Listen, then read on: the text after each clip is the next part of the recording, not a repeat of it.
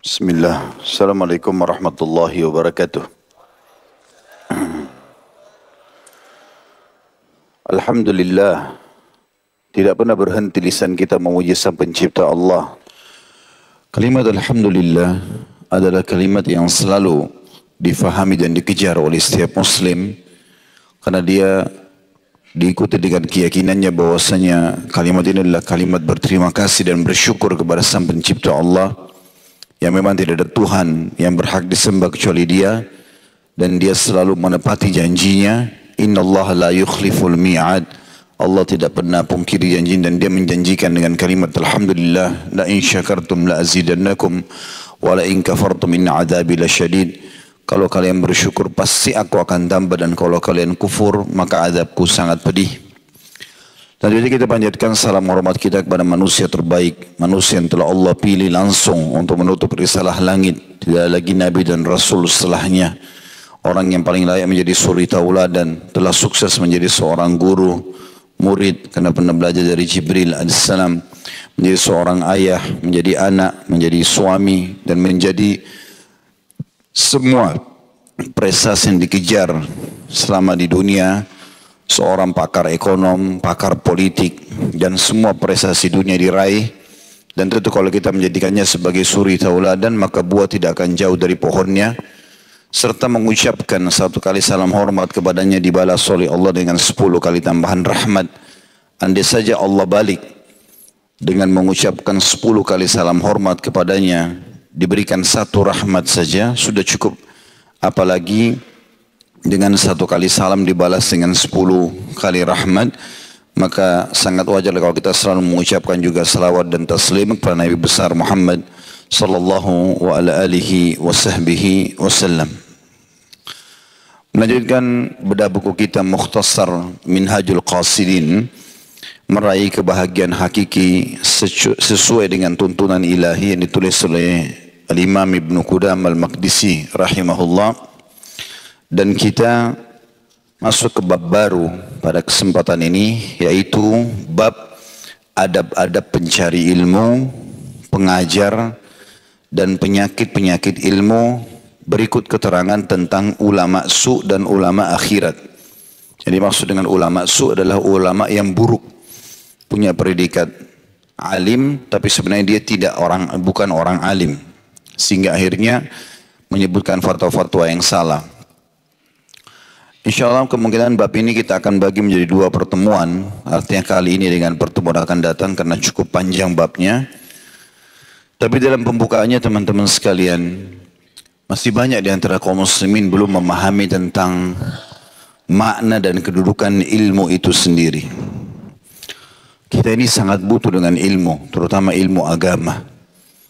Jangan pernah teman-teman menanamkan dalam diri dan benaknya kalau ilmu ini sesuatu yang sepele. Ya, kapan saya ada waktu saya dengar ceramah, kapan saya mau, kapan saya diajak, kapan saya lagi mood. Itu semua waswas syaitan. Kata para ulama, kita butuh dengan ilmu agama ini, lebih butuh daripada makanan pada saat kita lapar. Lebih butuh kepada air daripada pada saat kita haus. Lebih butuh dari tempat tidur pada saat kita sedang ngantuk. Lebih butuh daripada obat pada saat kita sedang sakit. Ilmu lebih dibutuhkan. Kok bisa? Karena memang dengan ilmu kita jadi mengontrol makanan mana, minuman mana, pendapatan mana, obat mana yang boleh kita konsumsi dan mana yang tidak boleh. Berarti dia lebih penting dari semua itu. Bahkan pergaulan juga sama. Agama ini atau ilmu agama ini seperti bodyguard. Jadi orang, sosok yang akan membela kita. Setiap kali kita mau melangkah, dia akan ingatkan. Seperti penasehat. Lakukanlah itu halal. Jangan lakukan, karena itu haram. Orang yang berilmu itu terkontrol sekali. Dia kalau mau apa-apa pasti dia akan seperti bertanya dengan ilmunya sendiri. Boleh nggak sih? Dan dia akan dapatkan jawaban dari ilmu yang ada dalam hatinya itu. Jangan atau kerjakan. Dan itu sangat mahal. Makanya para ulama itu punya kedudukan yang sangat tinggi dalam agama kita. Sudah pernah kita sebutkan banyak hadis-hadis di awal-awal bab kita dulu. Cukuplah hadis yang mulia, kata Nabi SAW, al-ulama warathatul anbiya. Ulama itu pewarisnya para nabi. Jadi kalau orang hidup berhadapan dengan Nabi, seperti Nabi Muhammad SAW misalnya, tentu dia akan bahagia. Para sahabat sangat bahagia. Dan mereka berlumba-lumba bertetangga dengan Nabi SAW. Setiap hari mereka datang ke masjid, biar tidak interaksi langsung, melihat Nabi saya sudah sebuah kebahagiaan. Jadi sebuah kebahagiaan tersendiri, apalagi kalau sampai ngobrol, apalagi sampai memenuhi hajatnya Nabi SAW, apalagi sampai bertanya, apalagi sampai Nabi jenguk dia pada saat sakit, atau Nabi datang ke rumahnya, itu sebuah kemuliaan yang luar biasa. Tapi para Nabi punya masa di mana mereka meninggal. Bagaimana dengan kita-kita ini yang tidak bertemu dengan Nabi SAW? Nabi bilang, al-ulama'u warathatul anbiya. Para ulama-ulama itulah pewaris para nabi. Dekati mereka, datang kepada mereka, belajar dengan mereka. Ilmu itu teman-teman harus didatangi. Selalu kita dimanjakan, kita yang berharap didatangi. Kalau ada pengajian dekat rumah saya, baru saya mau hadir. Kalau di sana di Pelindo jauh, ya. Atau di sana masjid itu jauh, macet. Baik, kalau antum mau tunggu berhenti macet kapan? Kalau antum mau tunggu kapan ada waktu, kapan lagi sehat, kapan lagi mau, itu akan sulit. Tidak akan bertemu antara kita mendapatkan ilmu yang bermanfaat dengan pendeknya masa dan perhitungnya terhadap harta dan waktu. Gak bisa. Memang kita harus luangkan waktu untuk itu. Sampai nanti pada tingkat kita diberikan oleh Allah Subhanahu wa ta'ala ilmu pengetahuan yang kita juga nyaman. Kita akan bisa mengontrol diri kita dengan ilmu tersebut dan juga kita bisa ajarkan kepada orang lain. Terlebih lagi, pernah kita bahas hadisnya, orang yang mengajarkan kebaikan seluruh makhluknya Allah di langit, malaikat-malaikat, bintang-bintang, seluruh yang ada di bumi, bahkan ikan-ikan yang ada di lautan, memohon ampun untuknya. Maka manfaatnya besar. Kita harus kejar. Target kita adalah menjadi seorang alim yang faham agama, dan tidak ada orang dilahirkan dalam kondisi alim. Dia harus belajar. Luangin waktu datang seperti ini teman-teman, mulia sekali. Dan kita harus tanamkan dalam diri kita, kita butuh dengan itu. Kalau selama antum tidak tanamkan itu, maka tidak akan datang ilmu.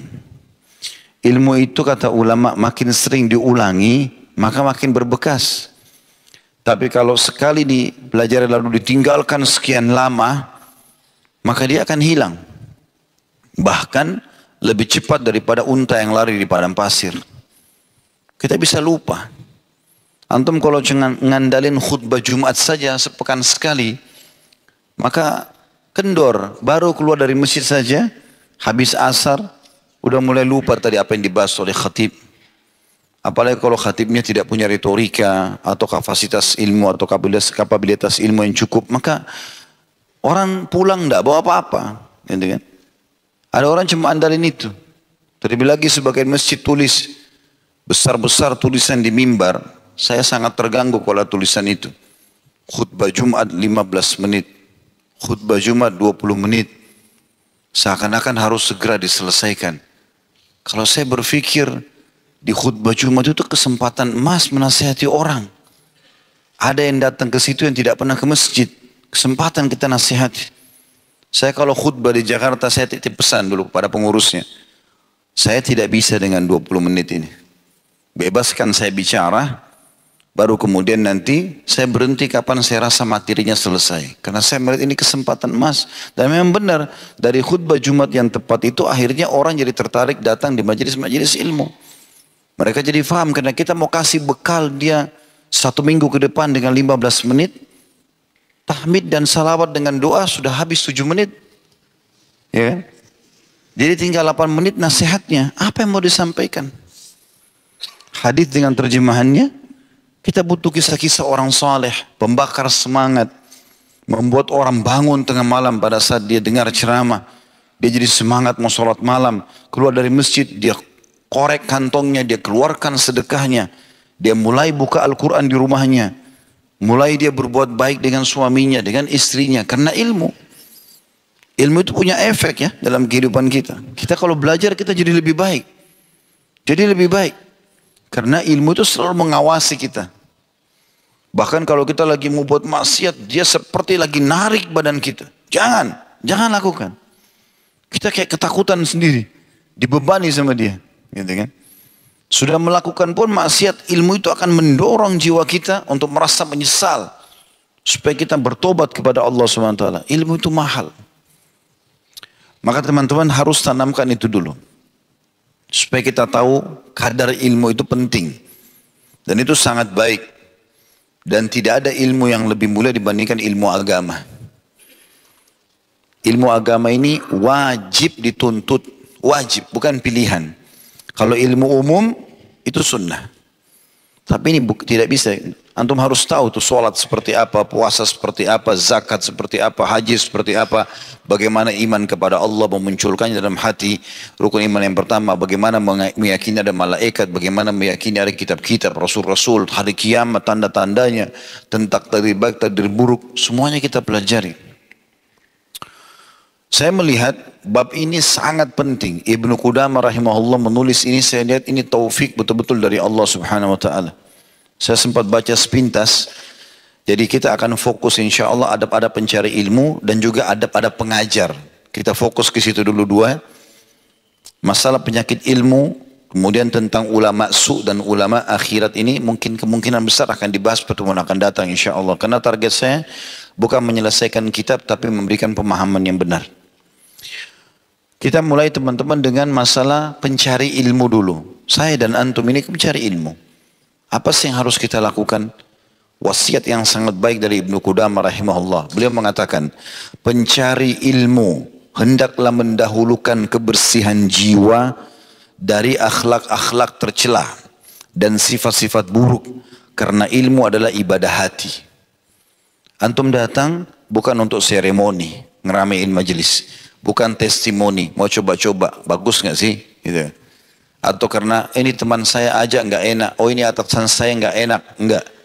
Bersihkan dulu hati dari semua itu. Memang saya datang karena saya butuh. Itu, antum butuh. Kalau butuh itu teman-teman, biar antum dulu 2 jam, 3 jam nggak jenuh. Karena kita rasa haus, apalagi nih. Kalau antum biasakan itu nanti sampai pada tingkat para penghaus ya. Maksudnya pencari ilmu ini sangat haus sampai pada tingkat dia bisa begadang untuk baca buku.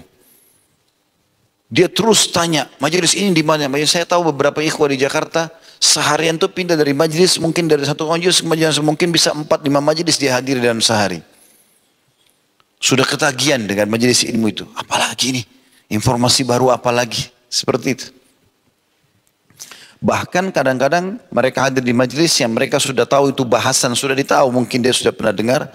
Demi untuk menanamkan dan membuat ilmu itu lebih tersih, lebih tertanam dalam hati, maka dia mengulanginya. Minimal mendapatkan keutamaan majelis ilmu itu sendiri. Kata beliau di paragraf selanjutnya, bagi teman-teman pegang buku ini di halaman 31 saya baca ya. Dia harus memutuskan hubungan-hubungan yang menyibukkannya. Karena bila konsentrasi sudah bercabang, ia tidak sanggup mengetahui hakikat ilmu itu. Maksudnya luangkan waktu. Antum tentukan. Dalam sehari sejam nuntut ilmu misalnya. 2 jam nuntut ilmu. Tentukan. Lalu komitmen. Apakah hadir di majelis ilmu, apakah dengarkan melalui medsos kayak kita sekarang, sudah sangat mudah. Pokoknya simbolnya gak ada hari tanpa ilmu. Harus antum tambah selalu. Kata beliau, as-salafus salih, orang-orang terdahulu kita yang saleh, lebih memprioritaskan ilmu di atas segalanya. Diriwayatkan bahwasanya Imam Ahmad rahimahullah, beliau menikah di umur di atas 40 tahun. Karena sibuknya dengan nuntut ilmu. Tentu sibuk nuntut ilmu ya. Bukan sibuk cari pasangan. Seperti sebagian orang lama menikah karena terlalu lama cari pasangan.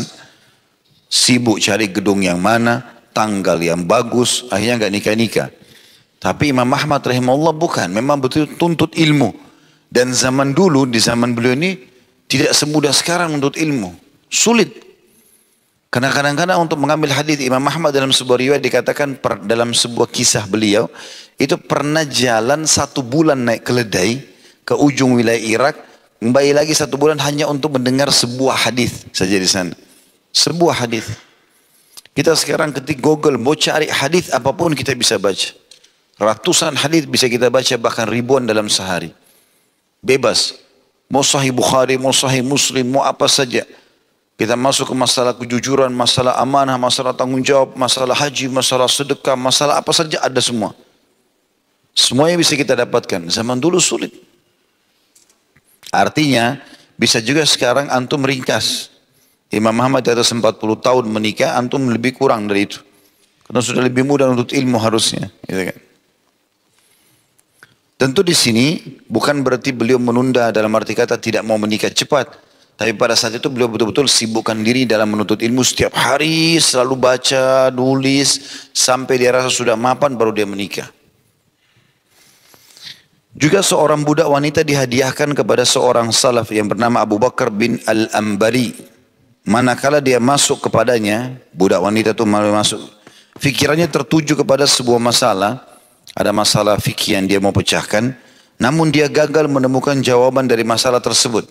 Sebelum masuk budak itu di rumahnya, dia masih fokus, oh di buku ini, oh di kitab ini. Begitu masuk budak wanita itu di rumahnya, dia tersibukkan. Dia mau pecahkan 1 masalah pun sehari nggak bisa. Biasanya bisa beberapa masalah dalam sehari.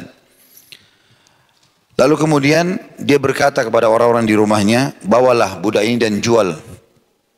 Wanita itu lalu bertanya, dosa apa yang aku lakukan, kenapa harus dijual gitu? Dia menjawab, tidak ada. Hanya saja hatiku tersibukkan denganmu. Oleh orang sepertimu seharusnya tidak menghalangiku dari ilmu. Artinya sampai pasangan hidupnya, kalau ada seseorang suami, istrinya selalu larang dia hadir majelis ilmu, gak mau dengar pengajian, tanda tanyain. Tidak boleh istri atau suami menghalangi pasangannya untuk menuntut ilmu. Ilmu agama dibutuhkan. Dan banyak pasangan yang tidak faham.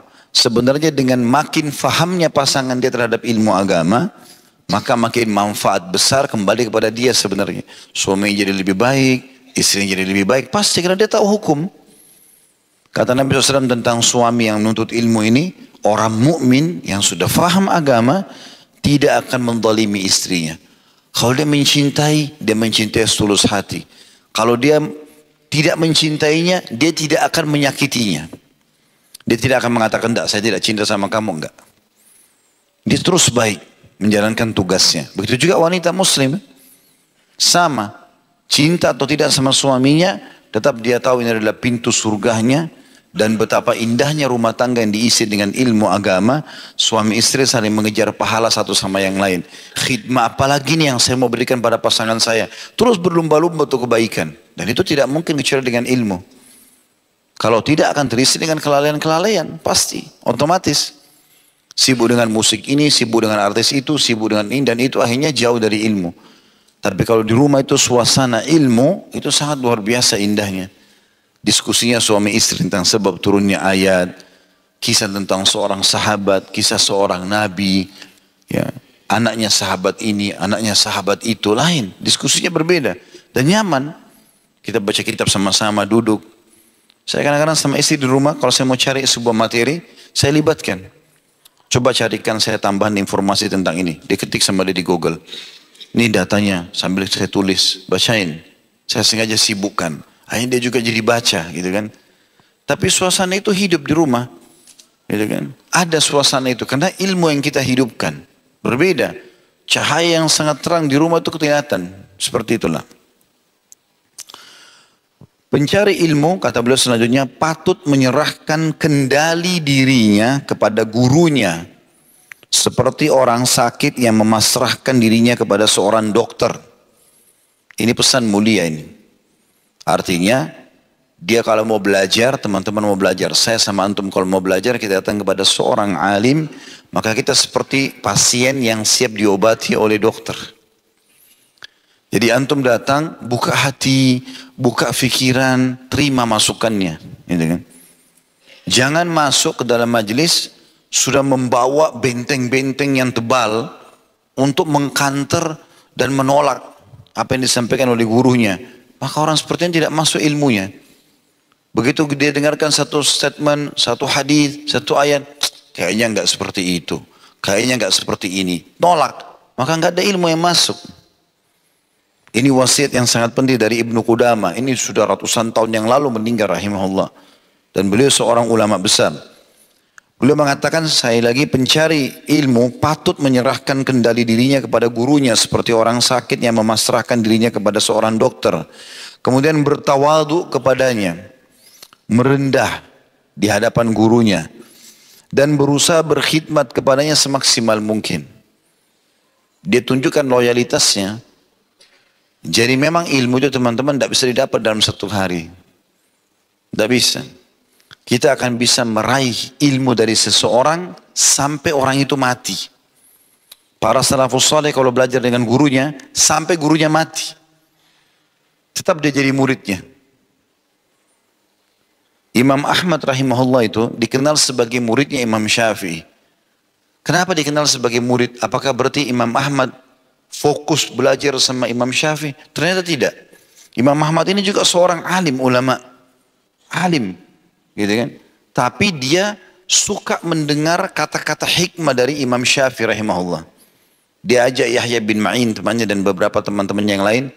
Dia bilang, ayo kita hadir di majelisnya orang Quraisy itu. Maksudnya Imam Syafi'i. Karena dia memiliki kata-kata hikmah yang sangat bagus.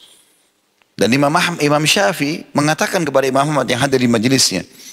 Dia mengatakan, hai Ahmad, engkau lebih faham daripada kami dalam ilmu hadis.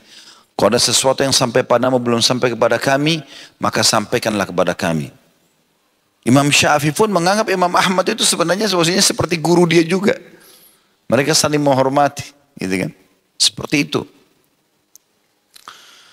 Ibnu Abbas radhiyallahu anhuma memegang pijakan pelana tunggangan Zaid bin Thabit radhiyallahu anhu sambil berkata, seperti inilah kita diperintahkan untuk melakukan atau memperlakukan para ulama kita. Hormati mereka. Kita harus meluangkan waktu teman-teman belajar sampai guru kita mati. Ambil ilmunya semua.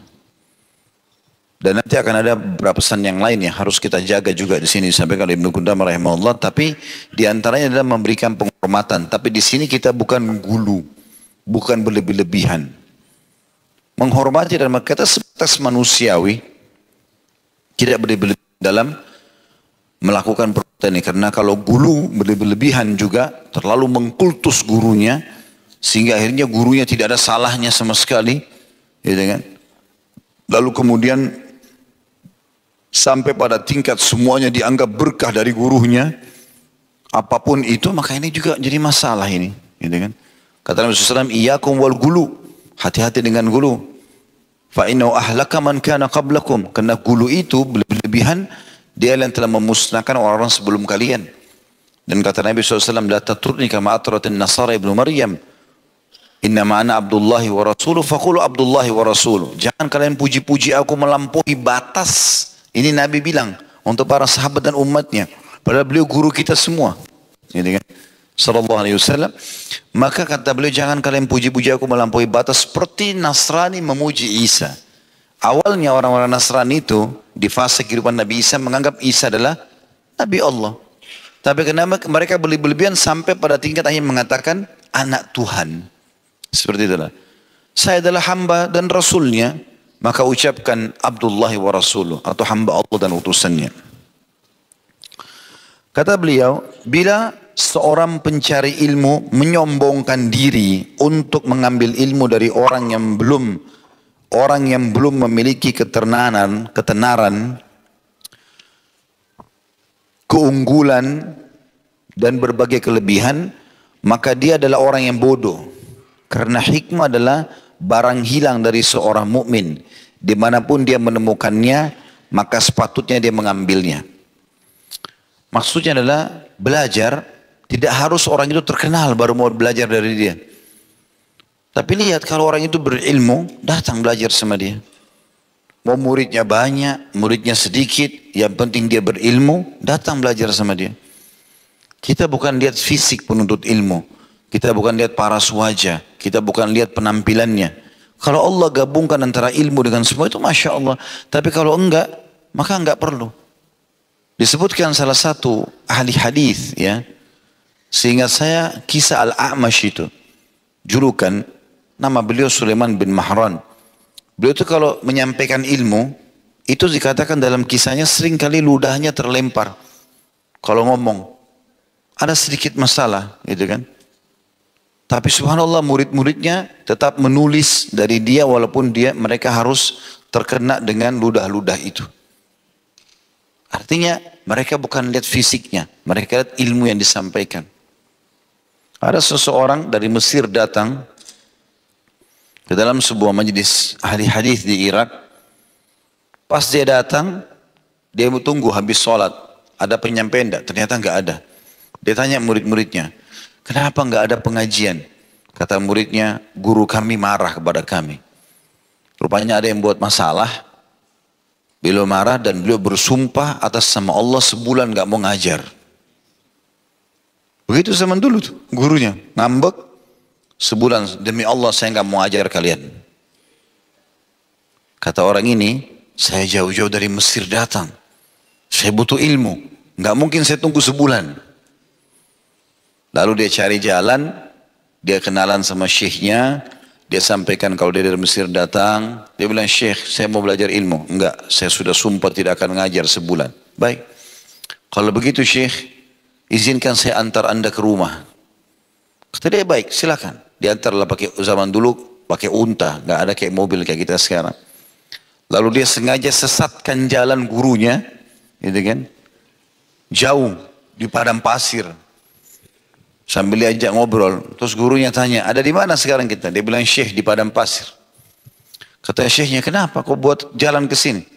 Dia bilang, saya akan antar anda pulang kalau anda menyebutkan kepada saya 100 hadis. Minta 100 hadis. Tapi nanti jangan ada yang sesatin saya sebentar ya. Kalau sekarang sudah ada handphone bisa pandu ya. Akhirnya syekhnya bilang tidak, saya tidak mau. Dia bilang kalau gitu syekh, anda tidak tahu jalan ini. Saya akan tetap tahan di sini sampai anda ngajar. Kata syekhnya baiklah. Tulis hadis pertama, ditulis hadis pertama, hadis kedua sampai 100 hadis. Setelah 100 hadis, diantar syekhnya pulang. Tapi ini orang cerdas dia. Waktu dia lewat mau ke rumahnya syekh itu, dia taruh tulisan dia yang dia masih pakai kayu waktu itu dengan tinta. Itu dia taruh di rumah seseorang yang dia lewat. Dia bilang, CCTV nanti saya ambil. Begitu tiba di rumah syekh, syekhnya nggak tahu kalau dia taruh itu. Lalu syekhnya mengatakan, tangkap orang ini. Dia sudah mencuri ilmu dari saya. Maka kata dia, syekh, saya sudah letakkan di suatu tempat tidak ada yang tahu. Maka ilmu itu sudah saya ambil. Gitu kan. Artinya teman-teman, begitu luar biasanya mereka mau menuntut ilmu. Gitu kan. Pada saat itu. Jadi ilmu itu sebuah hikmah yang hilang dari seorang mukmin dan dia belajar dari siapa saja. Yang kira-kira memang orang itu punya kapabilitas di bidangnya. Ya, tentu kita juga tidak boleh nanti kita belajar di bab yang itu di dalam bahasan kita kan ada ulama su, ada juga orang yang cuma gelarnya saja alim, tapi seperti gentong kosong, nggak ada ilmu. Akhirnya ngomong sana ngomong sini banyak kesalahan gitu kan. Dan cirinya mereka itu biasa kalau salah diingatkan nggak mau perbaikin. Ya, kalau penuntut ilmu itu insya Allah pada saat dia salah diberikan masukan tentu dia terima. Boleh kata beliau hendaknya pencari ilmu meninggalkan pendapat karena pendapat gurunya.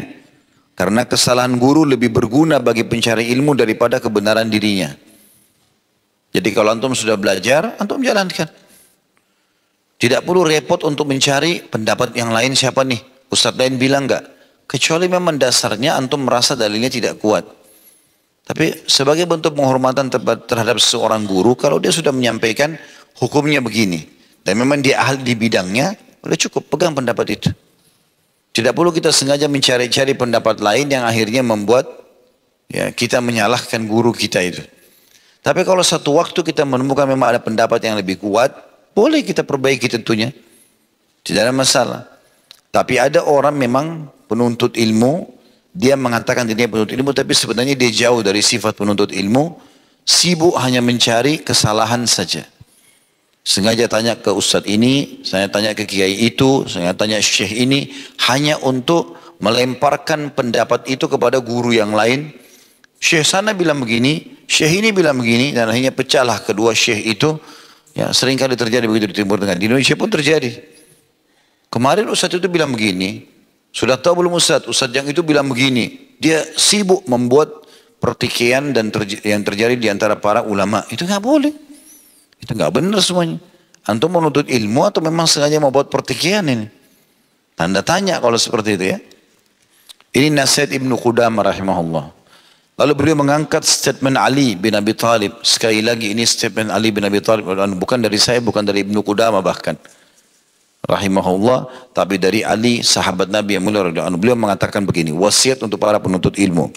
Sesungguhnya di antara hak seorang ulama atasmu, wahai para penuntut ilmu, adalah hendaknya kamu mengucapkan salam kepada hadirin secara umum dan mengkhususkannya dengan penghormatan.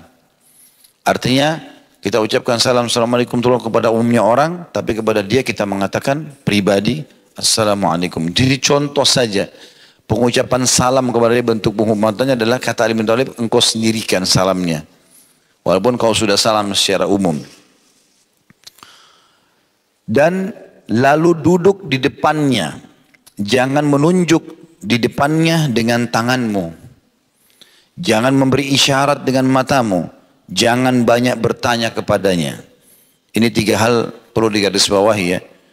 Jadi jangan menunjuk di depannya dengan tanganmu. Tunjuk-tunjuk wajahnya. Ya. Tunjuk-tunjuk wajah. Ini sering saya temukan ada orang begitu itu. Baru belajar, sudah belajar, beberapa saat dia belajar, kemudian dia hadir di pengajian lain, dia rasa dia lebih punya ilmu dari gurunya, mulai datang nunjuk-nunjuk. Anda itu salah, kamu salah. Lalu ribut di medsos, seakan-akan dia sudah alim ulama. Orang seperti ini tidak akan ada berkah ilmunya. Salah satu ciri penuntut ilmu yang benar, tenang, tidak mudah membuat pertikaian. Ada pendapat yang dirasa kurang baik, dia tinggalkan. Dia bisa berikan masukan, dia berikan masukan. Tidak bisa ya sudah. Seperti itulah. Ya. Ada pernah seorang ikhwah berbuat salah. Saya nasihati dia. Gak boleh begini-begini. Subhanallah, saya kaget tiba-tiba dia tunjuk wajah saya. Saya bukan mengaku seorang alim, anggap seorang muslim dengan muslim yang lain. Tapi dia tunjuk-tunjuk. Tapi saya biasa saja, baiklah. Yang penting sudah saya berikan masukan. Oke, saya tinggalkan saja. Tapi aneh, kenapa tidak terima dan kenapa harus menunjuk ke orang? Menunjuk seorang muslim tidak boleh, gitu kan? Itu umumnya. Kemudian dikatakan juga yang kedua tadi pesannya, jangan berikan isyarat dengan matamu, seakan-akan melotot atau marah, atau memberikan isyarat dengan mata suruh masuk, suruh keluar gurunya. Tidak sopan kepada dia. Ini pesan Ali bin Abi Thalib. Jangan banyak bertanya kepadanya, maksudnya bertanya hal-hal yang berhubungan dengan bukan ilmu. Bukan ilmu. Misal antum tanya tentang istrinya, tentang anaknya, tentang apa, enggak perlu. Antum sama guru hanya belajar agama, itu saja. Kalau darurat, ada hal yang kita mau antar ke rumahnya, ya. Tapi untuk cari tahu semuanya, karena tidak semua orang juga suka diketahui rahasianya. Mungkin pada saat tanya istrinya mana Ustaz, mungkin dia baru cerai sama istrinya. Kita nggak tahu, kan dia nggak enak gitu kan. Atau mungkin antum tanya, bagaimana Ustaz, anaknya sudah berapa? Mungkin dia termasuk orang tidak punya anak. Saya bertemu dengan beberapa dai, diuji sama Allah nggak ada anaknya. Sehingga memang saya kadang-kadang kalau bicara saya jaga pada saat bertemu dengan beliau-beliau untuk tidak membicarakan masalah anak. Karena pasti ada perasaan yang tersentuh kan gitu. Jadi tanya, yang di sini yang dimaksud jangan banyak bertanya, artinya hal-hal yang berhubungan dengan pribadinya dia. Kalau berhubungan dengan masalah ilmu silakan. Itu pun ulama membatasi mengatakan tanyakan pada waktu yang tepat pada gurumu. Jadi kita tanya, boleh nggak saya bertanya? Kalau dia mengatakan iya silakan sudah. Saya pernah subhanallah mengejar seorang syekh di Masjid Nabawi. Waktu itu kebetulan saya masih baru belajar di Madinah. Saya lihat di majelis, karena kertas yang kita kasih tidak semua dibaca umumnya di majelis ilmu, karena banyak yang pertanyaan masuk. Saya lihat beliau keluar mau kamar mandi antara maghrib isya, menjelang isya. Dan beliau seperti orang buru-buru, lalu saya kejar. Syekh, saya ada pertanyaan. Dia kasih isyarat. Seperti memang dia buru-buru ke kamar mandi. Dia nggak bisa. Ya sudah, saya tinggalkan. Tidak usah kita ngotot, langsung kita mengatakan, oh ini syekh menyembunyikan ilmunya nih. Atau orang ini nggak mau ngajar, nggak mau jawab, sombong, apalah segala macam. Mungkin orang kebelet buang air besar. Mungkin mau buang air kecil, kan manusia juga kan gitu. Kita nggak tahu. Ada sebagian ulama yang mau didatangi rumahnya. Saya tahu sebagian ulama di Madinah yang kami pernah berziarah ke rumahnya. Memang dia suka banyak orang datang ke rumahnya. Ada juga dari mereka tidak suka didatangi rumahnya. Syekh, saya ingin bertanya, bisa nggak ketemu? Baik, temui saya di masjid di sini. Dia nggak bilang silakan ke rumah saya. Oh, kita sudah harus paham. Mungkin di rumahnya tidak layak, atau dia merasa tidak layak didatangi tamu. Mungkin ada masalah dengan istrinya. Kita tidak tahu. Kan tidak boleh kita ngotot gitu ya. Ini contoh-contoh saja. Lalu kata beliau, jangan juga membantunya menjawab. Kalau orang tanya, biarin dia yang jawab. Jangan syekhnya atau gurunya lagi bicara lalu kemudian dia putus. Benar tuh saya juga baca di buku ini begini dia juga tunjukin. Padahal bukan dia yang ditanya. Sok pintar. Nah. Kemudian jangan merajuknya bila dia sedang malas. Jangan salahkan dia. Mungkin dia punya alasan. Oh itu kan syekh, itu ustadz. Kenapa enggak sholat subuh di masjid? Mungkin dia punya udzur. Kata Nabi SAW kepada seorang sahabat yang gelisah menunggu temannya telat. Dan seakan-akan nanti khawatir dia sangka buruk. Karena Nabi mengatakan iltamis li akhika udhra. Carikan alasan baik untuk saudaramu. Mungkin memang dia sakit. Mungkin pas dia mau sholat dia kebelet. Kita nggak tahu. Karena Nabi SAW mengatakan, dan jangan kalian sholat dengan menahan dua keburukan. Buang air besar dan buang air kecil. Hari Jumat pun antum pas sudah khutbah kedua, perutnya mules. Masuk ke kamar mandi. Antum nggak bisa keluar. Maaf, mohon maaf. Misal mencret. Lalu masuk kamar mandi. Orang antum keluar kamar mandi sudah selesai sholat Jumat. Gak berdosa. Karena itu udzur. Tidak boleh, antum sholat duhur setelah itu. Ini contoh saja ya. Kalau sudah terjadi sampai hal yang sebesar itu gitu. Contoh saja.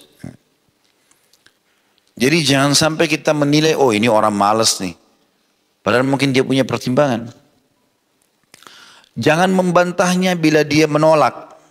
Ya. Ini juga wasiat Ali radhiyallahu anhu yang sangat mulia. Kalau misalnya kita bilang, datangi ya ke acara saya. Maaf, saya belum bisa. Oh, kok nggak bisa? Kenapa teman yang itu didatangi, saya nggak didatangi? Iya. Kebanyakan orang subhanallah, kalau saya temukan ya, guru-guru kami itu kalau makin tinggi ilmunya, dia makin tidak banyak bicara.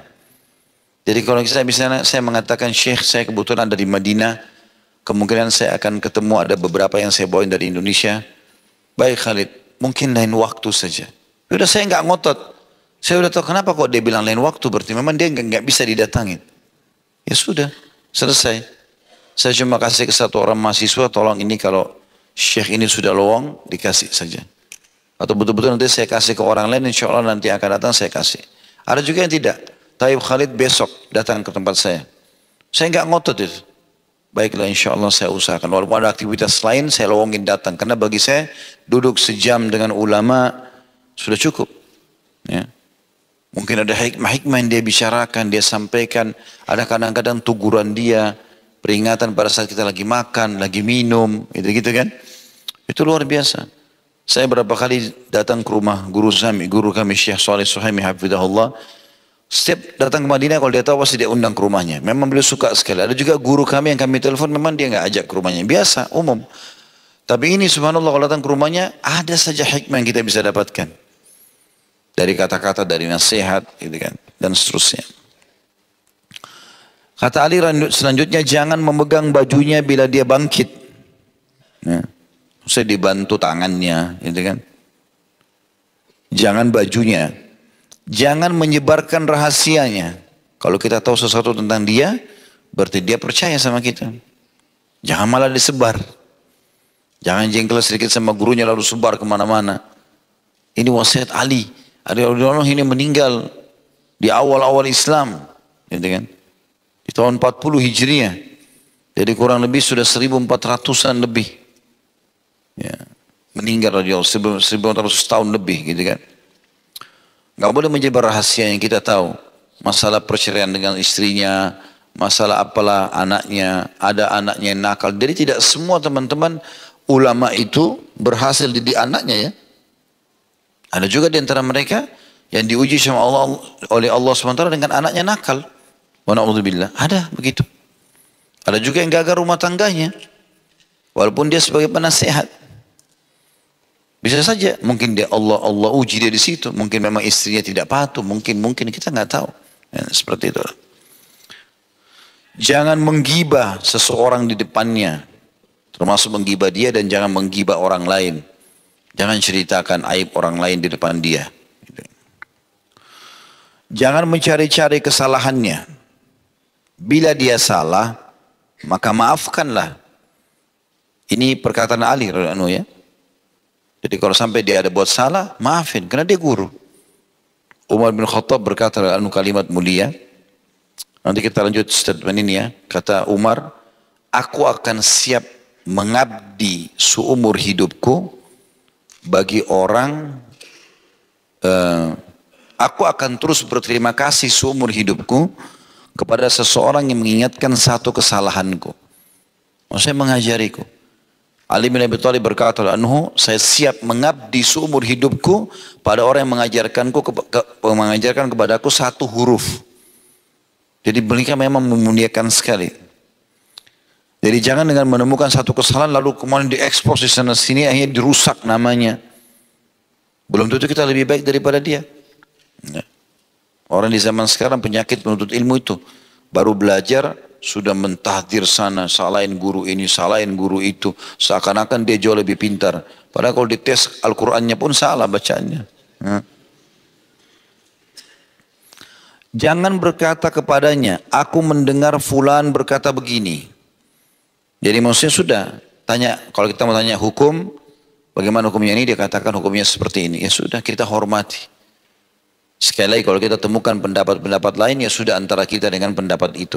Kecuali memang beliau membuka majelis diskusi, ya baru gitu ya. Jangan pula berkata, aku mendengar fulan mengucapkan berbeda dengan ucapanmu. Jangan membiarkan ulama lain, jangan membicarakan ulama lain di depannya. Jangan bosan menjadi muridnya dalam waktu yang panjang. Jadi kita tidak boleh menceritakan misalnya, tapi si alim ini berkata begini, seakan-akan menjatuhkan dia gitu ya. Ya sudah kita mendengar dari pendapat lain, kita cuma merasa ingin lebih tenang, bertanya mungkin atau kita butuh, kalau hanya untuk membandingkan tidak perlu. Ya. Karena memang ada pepatah mengatakan, ijal bainaka wa bainan nari alima. Jadikan antara dirimu dengan neraka seorang alim. Kalau satu alim saja antum pegangi saya sudah cukup sebenarnya. Apalagi kalau antum punya beberapa orang guru, tapi ingat jangan bentrokin di antara pendapat mereka. Kemudian dikatakan juga jangan bosan menjadi muridnya dalam waktu yang panjang. Tadi saya katakan bahkan sampai meninggal dunia. Jangan menolak untuk berkhidmah kepadanya. Kalau dia minta tolong, penuhi kesempatan.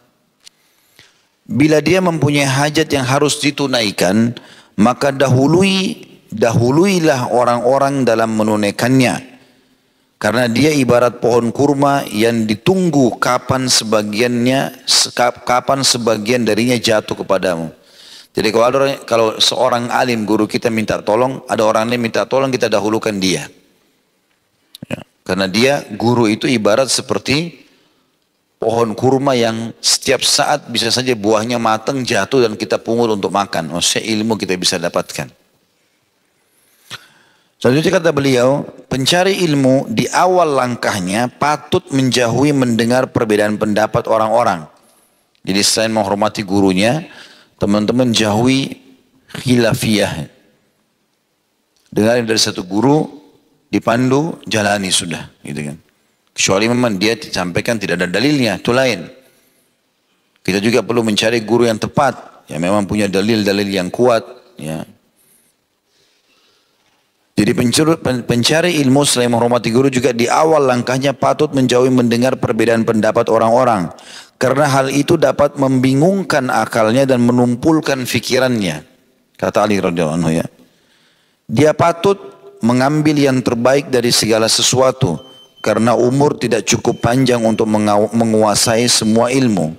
Kemudian memberikan mayoritas waktunya kepada ilmu-ilmu yang paling mulia. Yaitu ilmu yang berkaitan dengan akhirat, yang dengannya keyakinan direngkuh. Sebagaimana ia telah direngkuh oleh Abu Bakar As-Siddiq. Sehingga Rasulullah SAW mengakui hal itu padanya. Di mana beliau bersabda, Ma sabakakum Abu Bakrin bikathrati sawmin wala salah. Walakin bisyai'in waqara fi sadrihi. Abu Bakar tidak mengungguli kalian dengan banyak puasa dan sholat. Artinya kalian sama Abu Bakar, wahai sahabat-sahabatku, sama saja. Karena kalau azan Abu Bakar ke masjid, kalian ke masjid, Abu Bakar ke masjid, kalian juga ke masjid. Abu Bakar puasa, kalian juga puasa.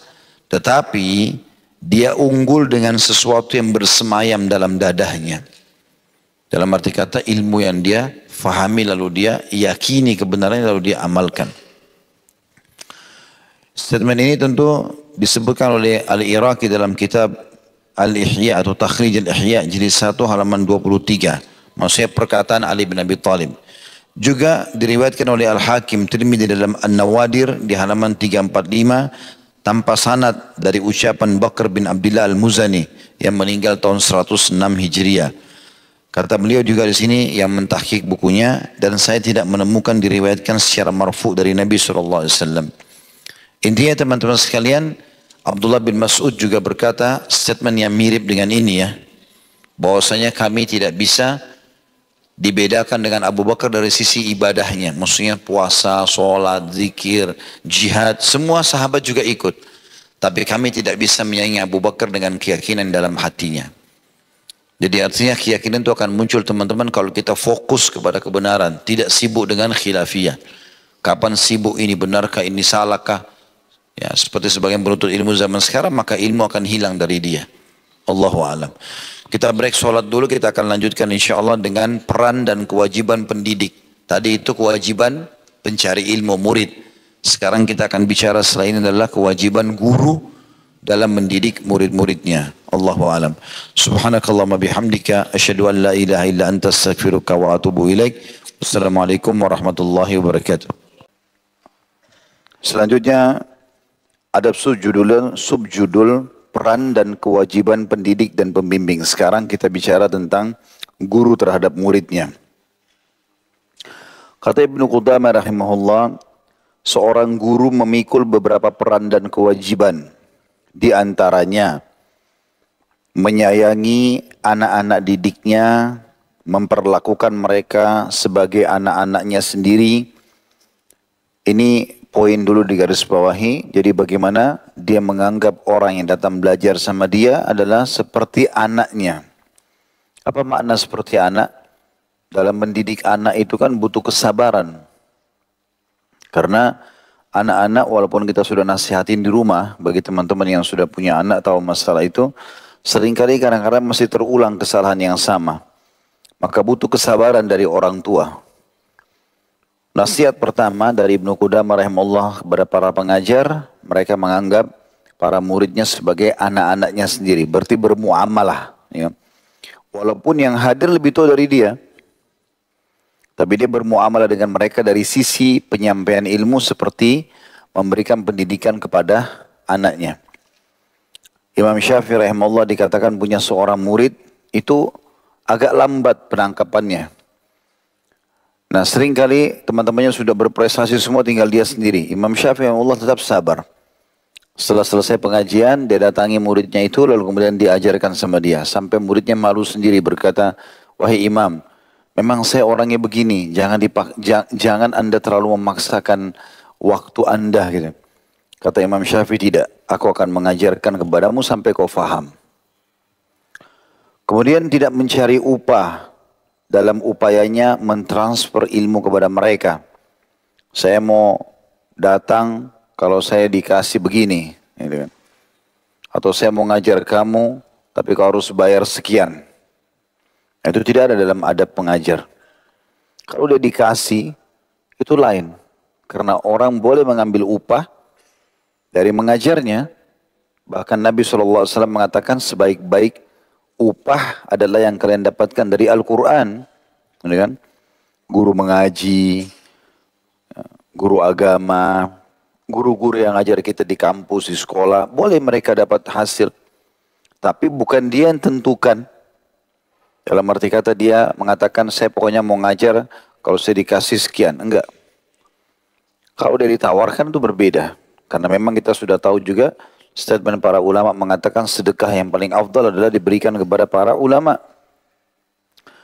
Karena seorang alim ulama bisa menyabarkan 1000 orang miskin dan bisa memotivasi 1000 mujahid. Satu orang fungsinya besar sekali. Maka sedekah pada mereka itu besar sekali pahalanya. Kemudian tidak bertujuan mendapatkan pujian dan balasan. Jadi kalau dia ngajar, bukan tujuan supaya dipuji. Oh ini ustadz nih, ini kiai, retorikanya bagus nih. Oh dia kalau menyampaikan begini dan begitu. Enggak. Kalau orang puji dia di belakang itu lain. Tapi kalau dari awal dia niat mau mengajar dengan tujuan itu, subhanallah ya, ini pengalaman di lapangan tidak akan ada efeknya. Coba teman-teman lihat di Indonesia berapa banyak guru dan berapa banyak yang berbekas. Karena subhanallah berbekasnya itu justru karena ada keikhlasan. Bagaimana kita ikhlas dalam menyampaikan tujuannya, semua yang hadir pulang, faham, amalkan jadi amal jariah buat saya. Coba kalau setiap dai tanamkan itu, maka dipastikan insya Allah semua yang datang belajar akan mengamalkan ilmu dari dia dan akan jadi pahala. Tapi kapan dia datang? Oh iya, jam sekian sampai jam sekian, ada bayaran sekian juta. Udah saya datang. Pokoknya target dia kapan selesai. Udah nggak boleh lagi ada pertanyaan, nggak boleh lagi ada materi, lanjut nanti dan seterusnya. Dia sengaja batasi kena dihitung. Saya bahkan dapat informasi di Jakarta, ada beberapa dai, semoga Allah kasih hidayah. Dia kalau diundang misalnya, materinya dari jam 9 pagi sampai jam 11. Begitu dia lewat sedikit, dia minta tambah bayaran. Karena ini ganjil ya. Dia mengajar agama ini. Ini bukan kerja di kantor ya. Maka seharusnya dia memahami masalah itu. Tapi tetap saja dia boleh mendapatkan upah. Dan dia harus jauh dari pujian dan mengharapkan balasan. Sebaliknya dia mengajar dalam rangka mencari wajah Allah atau ikhlas. Tidak memandang dirinya berjasa kepada muridnya. Walaupun dia sudah mengajar lama, dia nggak perlu mengatakan, kau sudah lama saya ajar. Kamu begini dan begitu. Jadi tidak usah dia menyebut-nyebut itu. Sebaliknya keutamaan adalah milik mereka. Jadi para penuntut ilmu justru memiliki keutamaan. Karena dikatakan sebab mereka telah menyiapkan hati mereka untuk mendekatkan diri mereka kepada Allah dengan menanamkan ilmu di dalam dadanya atau dalam hatinya. Jadi semestinya setiap guru itu menganggap semua muridnya adalah orang-orang yang baik. Karena mereka tidak mungkin datang di majelis ilmu kecuali karena ingin mengisi hatinya dengan peraturan-peraturan Allah. Maka Nabi SAW kalau melihat para penuntut ilmu datang, beliau dulu di belakang rumahnya itu ada satu tempat luas bisa menampung 300 orang, dikenal dengan Sufa. Ya, itu khusus orang-orang yang mau belajar ilmu dan orang tidak mampu tinggal di sana. Maka setiap kali ada orang datang mau bergabung, Nabi SAW mengatakan, marhaban bitalabatul ilm, marhaban bitalabatul ilm, selamat datang para penuntut ilmu. Beliau sangat gembira dengan para penuntut ilmu. Mereka ibarat orang yang meminjamkan ladang, maksudnya para murid, bagi siapa yang menanamnya. Maka seorang guru tidak patut mencari upah kecuali dari Allah semata. As-salaf sendiri menolak menerima hadiah dari para murid. Ya sebagian mereka seperti itu. Tapi boleh kita memberikan hadiah tentunya kepada mereka. Ini khilaf di antara ulama. Misalnya kalau dia memang dasarnya misal seperti hukum hakim sama mirip dengan guru ya. Kapan si hakim itu menerima hadiah dari seseorang untuk mempermudah urusan dia, maka jadi haram hadiah itu. Begitu juga dengan guru. Ada orang mau tanya fatwa, tapi dia bawakan hadiah supaya fatwanya mengikuti orang yang bawa hadiah. Ya. Ini tradisi orang non-muslim tentunya. Allah menyebutkan tentang mereka, para ahli kitab itu ya. Yasyaruna bi ayatillahi thamanan qalila. Mereka memperjualbelikan ayat-ayat Allah dengan murah. Jadi bisa negosiasi. Bahkan bisa dimasukkan dalam kitab suci mereka. Supaya menjadi sebuah fatwa yang boleh. Itu tidak ada dalam Islam. Di antaranya, hendaknya tidak kikir dalam menasihati penuntut ilmu. Setiap ada kesempatan memberikan masukan, dia berikan masukan. Memperingatkannya dari akhlak-akhlak buruk dengan bahasa halus sebisa mungkin dan bukan menjelek-jelekkannya. Karena hal itu merobek hijab kewibawaan. Jadi biar ada orang salah, nasihati dengan cara baik-baik. Saya sudah pernah jelaskan itu bagaimana ada sahabat yang datang kencing di masjid. Lalu sahabat semua yang lain marah, tapi SAW suruh tenang. Habis itu Nabi mengatakan, setelah dia selesai kencing, ketahuilah ini rumah Allah tidak layak untuk perbuatan seperti ini. Maka dia mengatakan, ya Allah rahmati saya dan Muhammad, jangan rahmati orang lain. Karena sahabat yang lain sudah mau main tonjok aja nih. Gitu kan. Dengan hikmah, dengan baik. Gitu kan. Karena ilmu itu lebih mudah diterima dengan kesantunan, dengan sopan santun, dengan baik. Ya. Dia memperhatikan kemampuan pemahaman dan kadar akal untuk ini. Tidak menyampaikan kepadanya apa yang belum dia pahami dan belum dikuasai oleh akal. Jadi baik dari Nabi SAW sebuah hadis, mungkin itu al-Bukhari dan Nas, ala qadri.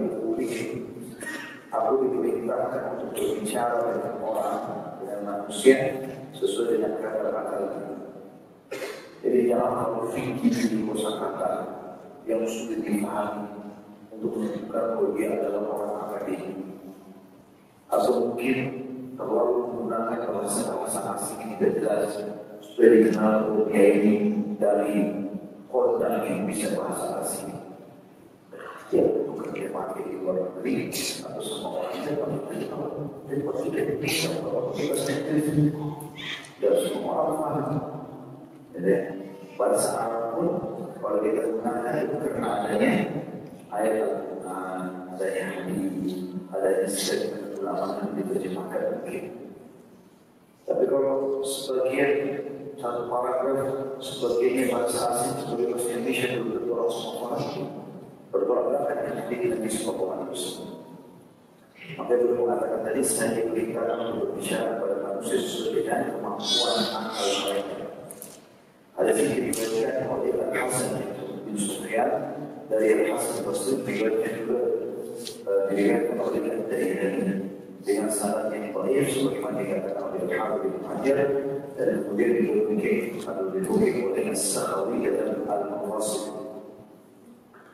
Nomor 180 akan tetapi Al-Bukhari diriwayatkan nomor 127 dari ucapan Ali bin Abi Thalib yang berbunyi hadithun nas bima ya'rifun arjuna an yukadzib Allah wa rasulah, berbicara kepada manusia dengan apa yang mereka ketahui dan mereka faham. Apakah kalian mau bilang Allah dan Rasulnya mustahil?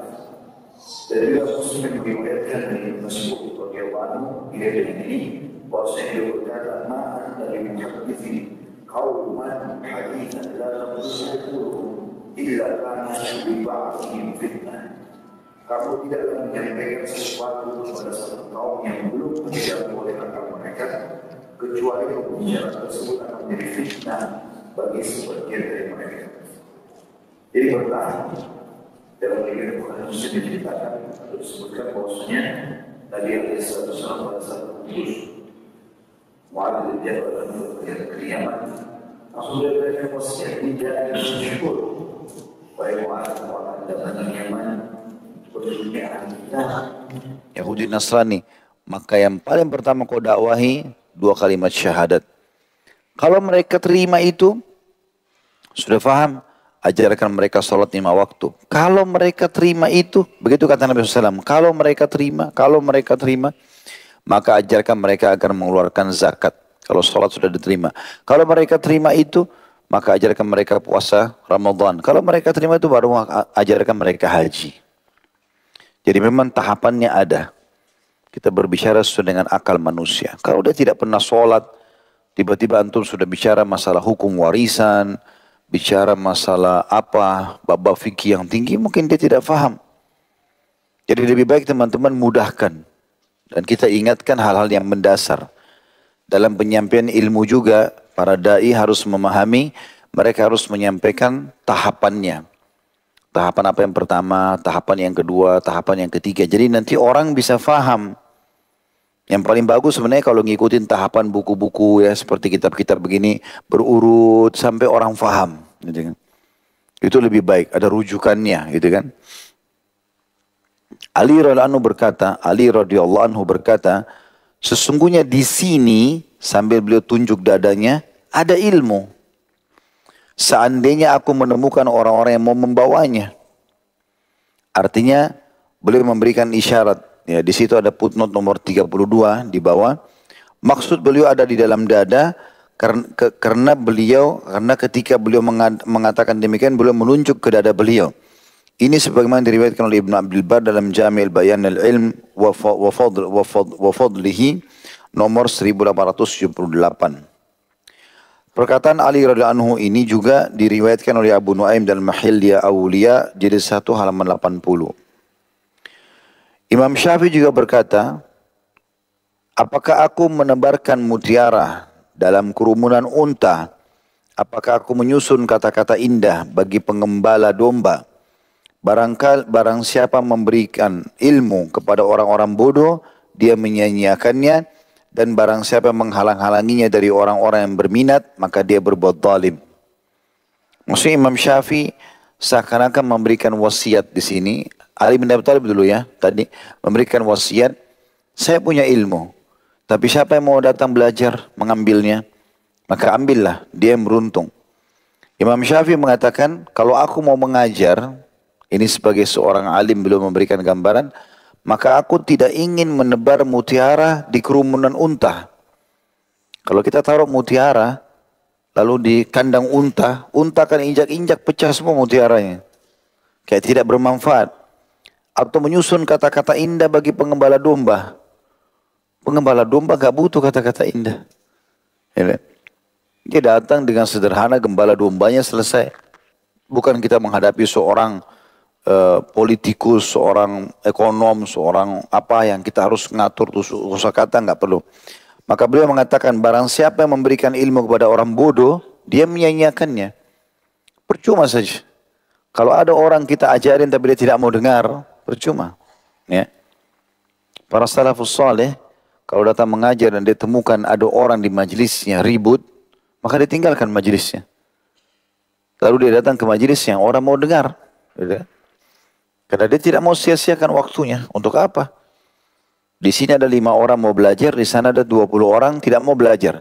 Tapi kita diundang ke sana. Tidak, kita datang ke sini orang mau belajar. Karena ilmu punya kedudukan mulia. Itu menurut Imam Syafi'i rahimahullah. Dan barang siapa menghalang-halanginya, ada orang yang mau belajar, tapi dia sengaja tidak mau ajarkan, maka berarti dia berbuat zalim. Jadi dari dua sisi. Di antaranya juga para pengajar hendaknya seorang pendidik mengamalkan ilmunya. Perkataannya tidak mendustakan perbuatannya.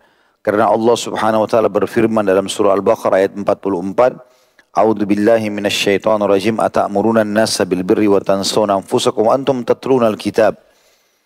Mengapa kamu suruh orang lain mengerjakan kebajikan sedang kamu melupakan diri atau kewajibanmu sendiri. Padahal kamu membaca Alkitab. Jadi artinya ilmu yang paling bermanfaat teman-teman adalah ilmu yang memang hasil praktek. Maka dia akan berefek. Saya sering bahasakan di ceramah itu praktisi. Ya.